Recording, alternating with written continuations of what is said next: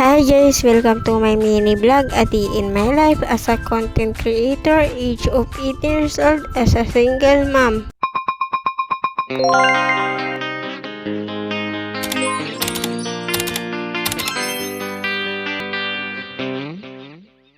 Hi guys! Good morning! Pagkagising ko nga pala ay lumabas na nga rin pala ako para makapaghilamos na nga rin pala ako.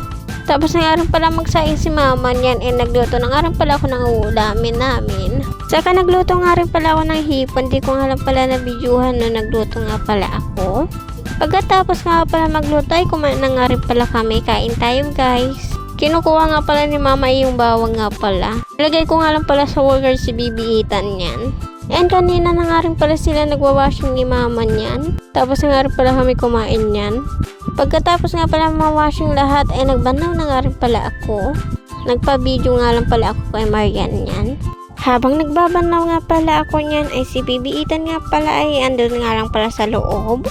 Pinapabantayan ko nga lang pala kay parang si bibiitan. Fast forward nga pala, tapos nga rin pala ako mag-dryer. Hindi nga lang pala ako nakapag-video dahil pinacharge ko nga pala yung cellphone ko. And tapos nga rin pala ako magsampay niyan.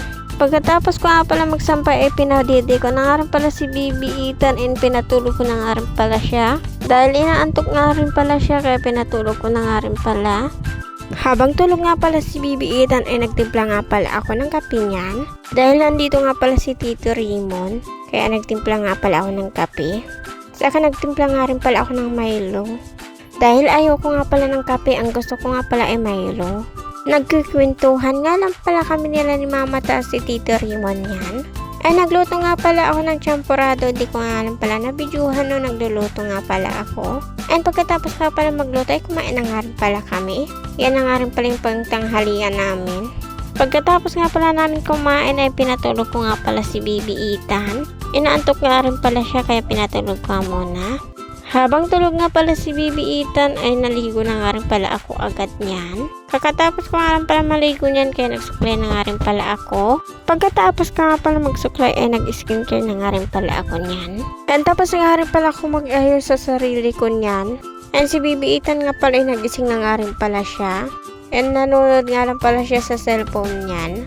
Habang tahimik nga pala si bibiitan ay naglinis nga pala ako dito sa kwarto ko. Inayos ko nga pala tong sa kwarto namin ni bibiitan. Kaya nilagay ko nga pala tong sopa dito sa kwarto namin. Kay Ate Rose nga pala yung sopa niyan. Hiniram ko nga muna. Pagkatapos nga pala maglinis sa kwarto namin ni bibiitan ay nagluto na nga rin pala ako. Adobong manok nga pala yung niluluto ko niyan. Pagkatapos nga pala namin magluto ay kumain na nga rin pala kami. Kain tayo guys. And tapos nga rin pala kami kumain niyan. And tapos ko na nga rin pala siyang nabihisan si bibiitan. And pagkatapos ko nga pala siyang bihisan ay naglalaro nga lang pala siya dyan. Kaya hanggang dito na lang. Good night. Bye bye. See you next vlog.